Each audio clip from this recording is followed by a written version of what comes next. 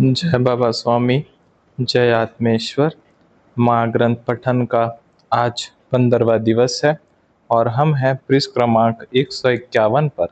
श्री गुरु माता आगे लिखती हैं, अनुराग को इंदौर शहर भी बहुत अच्छा लगा।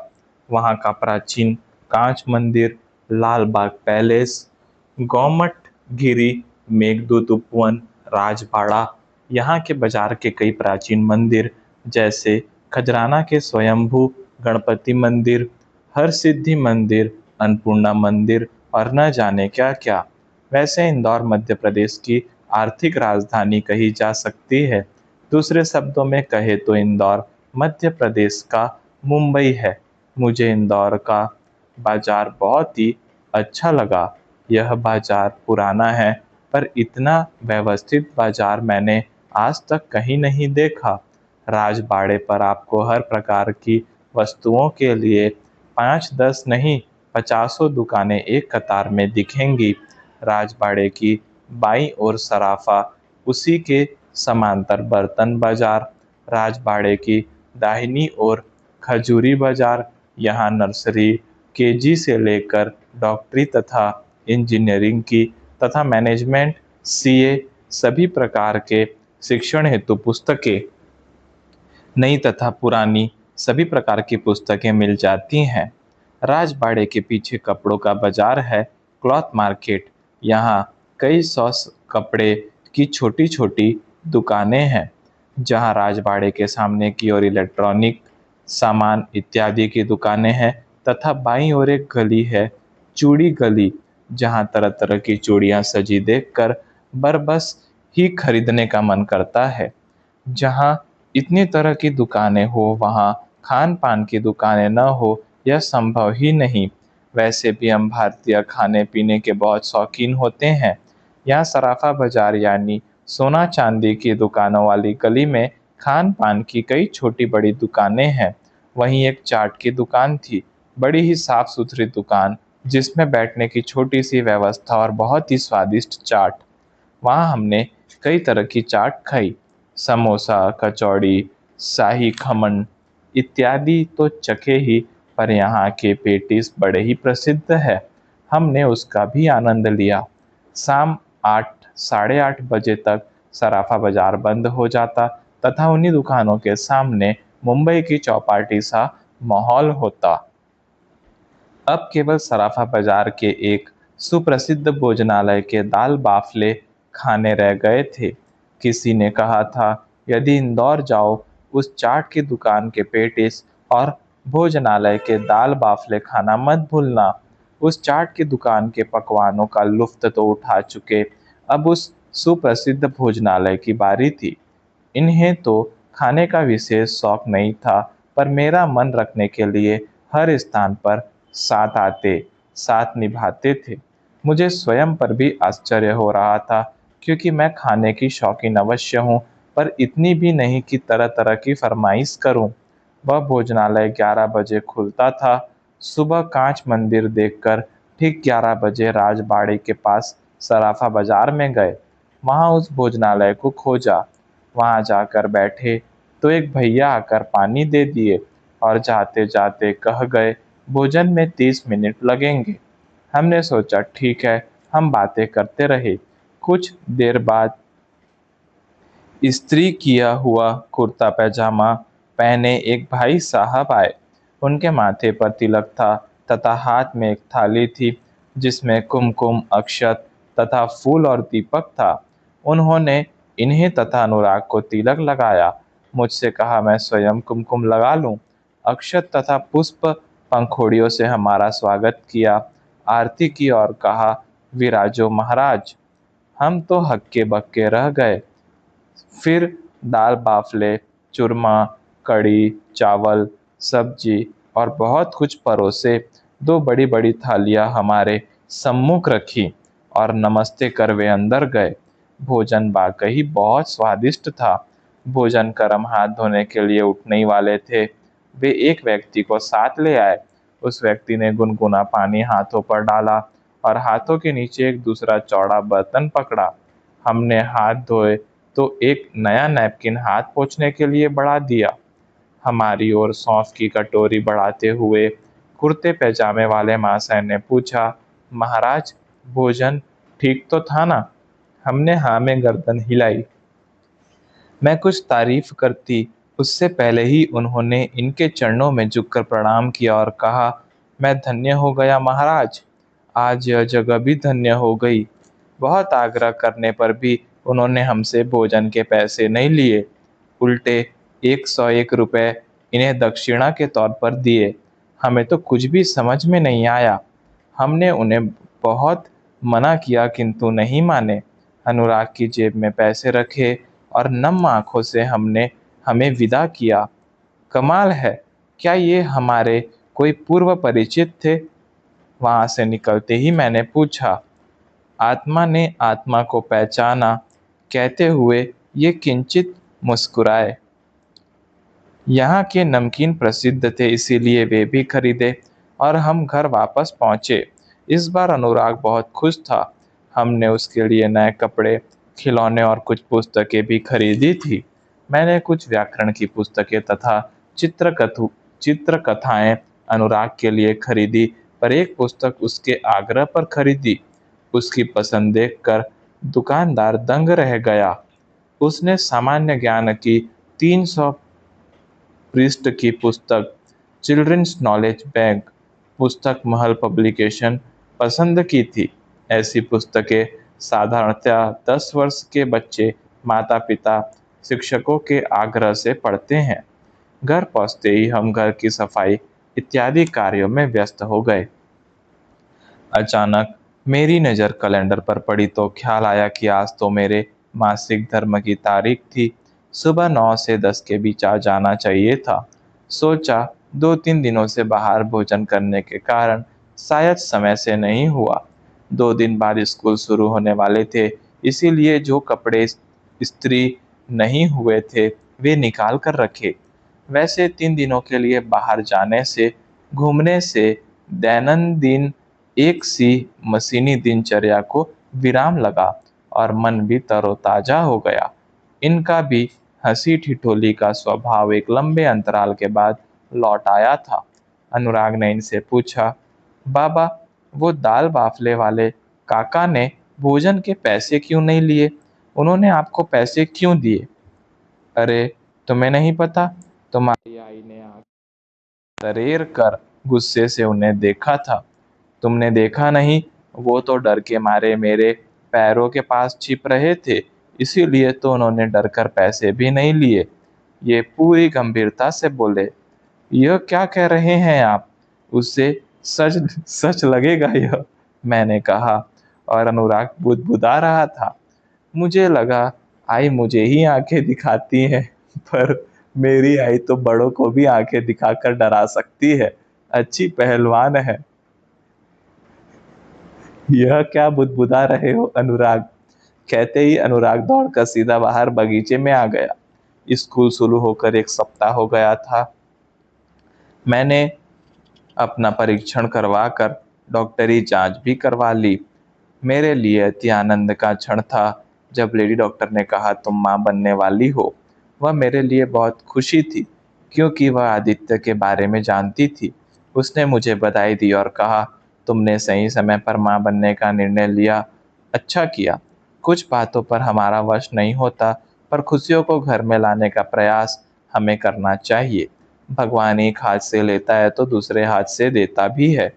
जब हम 3 दिन घूमने गए थे, तब मुझे एक बार ऐसा लगा था कि मैं माँ बनने वाली हूँ, शायद जब बहुत चाव से चटपटी चीज़ें खा रही थी तब, और आग्रह कर दाल बाफले खाने गए थे तब।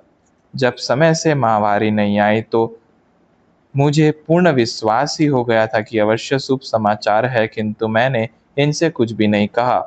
मैं चाहती थी पूर्ण आश्वस्त होकर ही इन्हें यह समाचार सुनाया जाए। मन तो कर रहा था कि उड़कर घर पहुंच जाऊं, क्योंकि इस समाचार से अच्छा शुभ कुछ हो ही नहीं सकता। घर जाते ही इन्हें और अनुराग को शुभ समाचार सुनाया तो खुशी से इनका चेहरा दमकने लगा और अनुराग तो कूद कूद कर खुशी अभिव्यक्त करने लगा। एक दिन अचानक अनुराग को कुछ याद आया। उसने पूछा, माँ, जब हमारे घर दो दो आदित्य आएंगे तो उनके नाम क्या रखेंगे? आदित्य नंबर 1, आदित्य नंबर 2, या मोटा मोटा आदित्य, पतला आदित्य, या छोटा आदित्य, बड़ा आदित्य, या अरे बस जरा ब्रेक लगा अपनी वाणी को और बता, तुझे किसने कहा कि दो आदित्य आ रहे हैं? मैंने बीच में टोकते हुए पूछा। आपने ही तो कहा था, भगवान कुछ लेते हैं तो दो गुना करके देते हैं। मासूमियत से अनुराग बोला। हाँ, कहा था, पर तुरंत दे ही दे ऐसा आवश्यक नहीं है। वो धीरे धीरे अपनी सुविधा से देंगे। हमें ऐसे साहूकार की तरह भगवान से वसूल थोड़े ही करना है। वे जो भी दे उसे प्रसाद समझ कर लेना है, कहते हुए बड़ी मुश्किल से उसे समझाया। 5वां माह चल रहा था पर पेट उतना विशेष नजर नहीं आता था। शिशु की हलचल का आभास अक्सर होता था। लगता था यह शिशु बहुत ही चंचल, क्रियाशील था।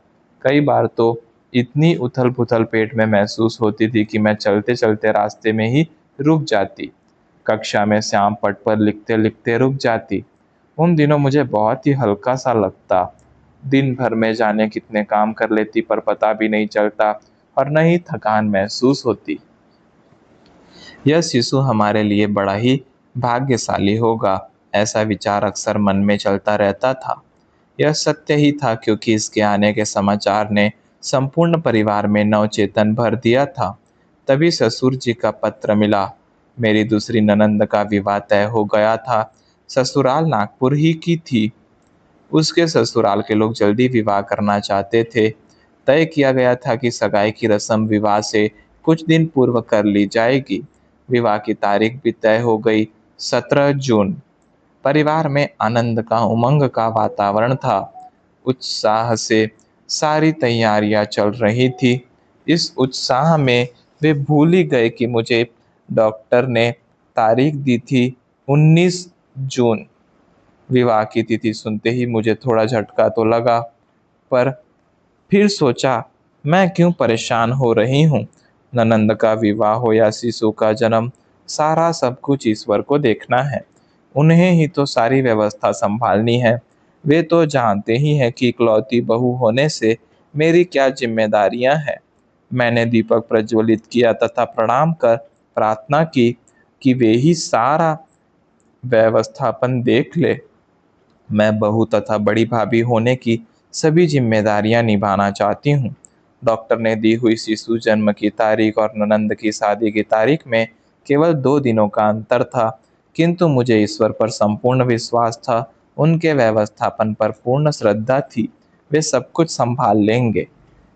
मैंने इनसे कहा, वहाँ शादी की तैयारियां चल रही होंगी, जाइए ना, आप वहाँ जाकर उन्हें सहायता दीजिए। शादी में 1000 काम होते हैं। शादी के लिए हॉल या मंगल कार्यालय ढूंढना होगा, हलवाई, सजावट, कपड़े, गहने, उपहार। अकेले कितना कार्य करेंगे वे? आप वहाँ जाने से उन्हें सहायता कर पाएंगे तथा उनकी चिंता कम हो जाएगी। साथ ही मुझे तसल्ली हो जाएगी कि भले ही मैं वहाँ अभी किसी प्रकार से हाथ बटा नहीं पा रही हूँ, पर आप तो उनकी पूरी सहायता कर रहे हैं।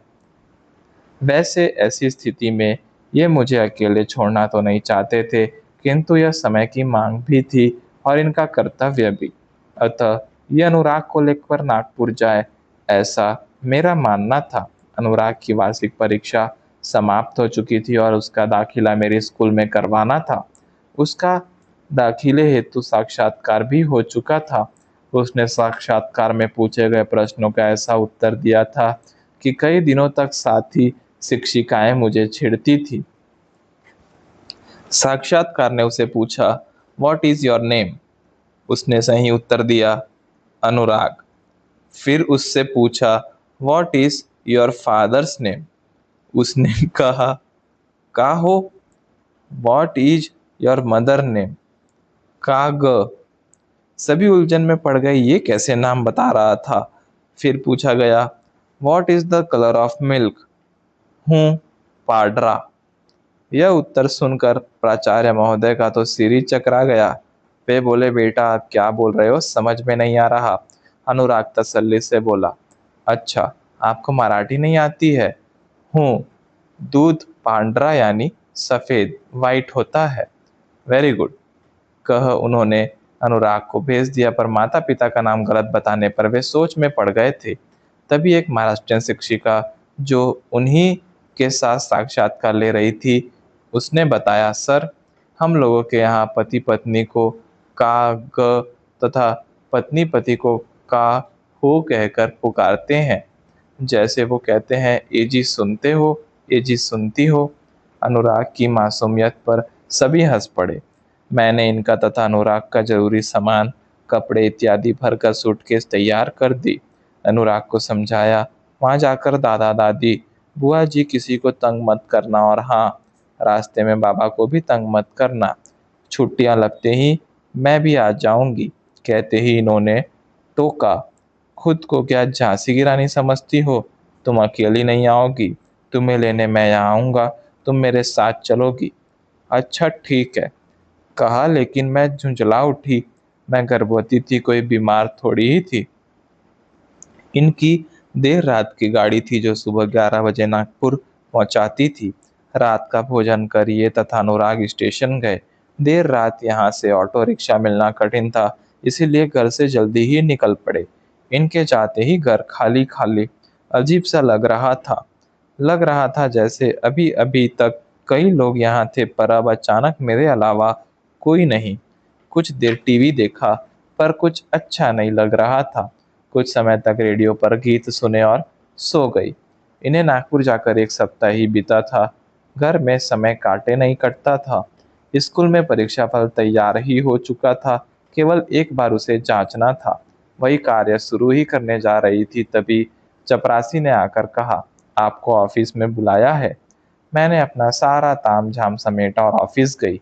ऑफिस में बड़े बाबू ने मुझे बधाई देते हुए एक चाबी दी।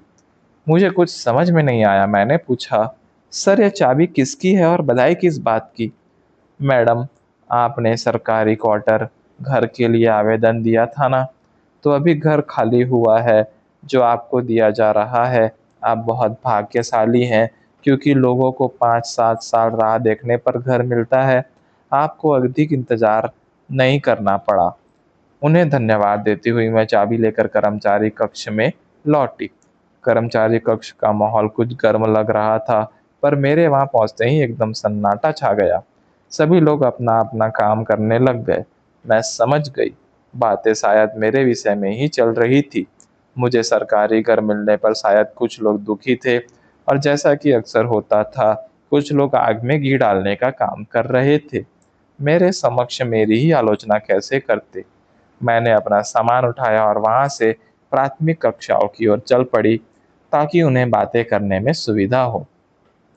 सरकारी घर मिलने से मैं बहुत खुश थी, क्योंकि स्कूल से घर केवल 5 मिनट की पैदल दूरी पर था। सरकारी घरों में दिन में 2 बार 1-1 घंटा पानी आता था। शहर में तो पानी की किल्लत शुरू हो ही चुकी थी। यहाँ सड़क पर घूमना टहलना आसान था, क्योंकि शहर की तरह यहाँ ट्रक इत्यादि तो नहीं थे, और न ही कारें। यहाँ अधिकांश लोगों के पास स्कूटर, मोटरसाइकिल अथवा मोपेड थी। जय बाबा स्वामी, जय आत्मेश्वर।